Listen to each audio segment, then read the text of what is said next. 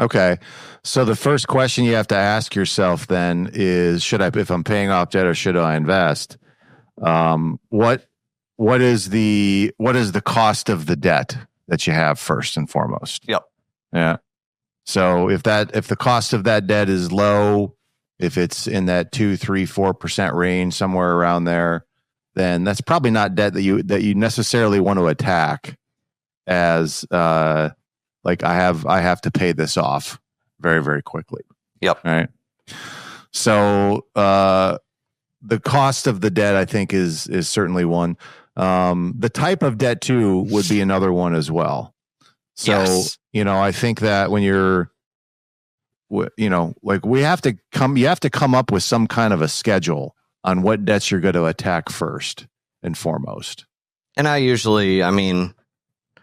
always start with, of course, credit cards.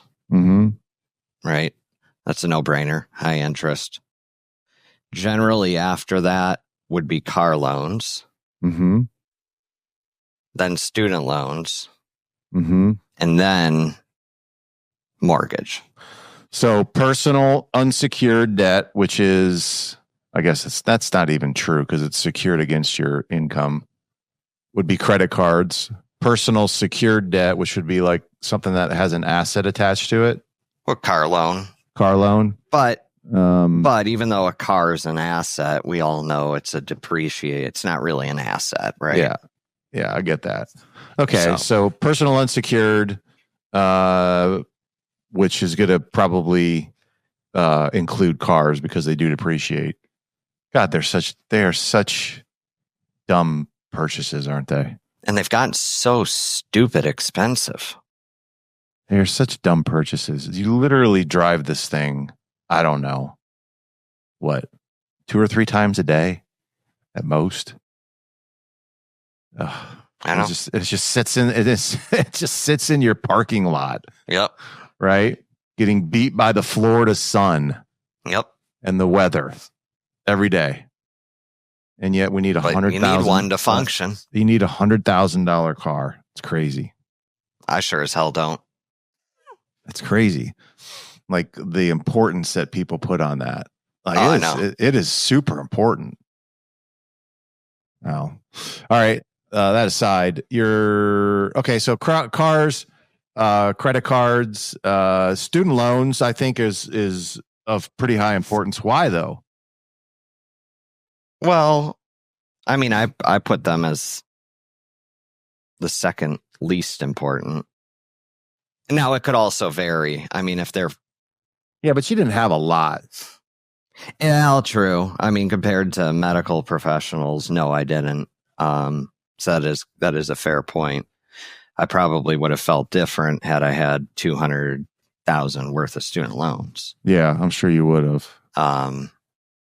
But no, with student loans, at the end of the day, they got to get paid. And the only asset backing them per se is your brain, right? It's what you learned, your abilities. It's still you. Yeah, it's secured against your earning power. It's secured against your income and your time. Yeah. So it's still debt that I'd want to get paid off. But I also look at the mental effects of the kind of debt too. Okay. Like student loan, people hate that shit. Yes. They do not like it at all. No, they don't. It feels like an absolute burden to them. So you have to take that into consideration. I know there's a mathematical equation of like, well, I should actually pay my car off first, but people don't really care about paying their car off first. People actually just want to get their student loan debts paid off and their credit cards. They don't like their credit cards either because they know they're getting boned, by the credit card company. Most people do. Yet they still use them. Your volume went out. There you go. Okay, sorry. I must have accidentally hit the mute button. Yeah. But yeah, credit cards and student loans are no doubt the most hated debts. Yeah. So I think there's value in like attacking that first. That which you hate, let's get rid of. Let's get rid of that first. In terms of like a debt sequence. And And then in most cases, your mortgage is going to be the last debt that we attack. And really, it's going to be a question of,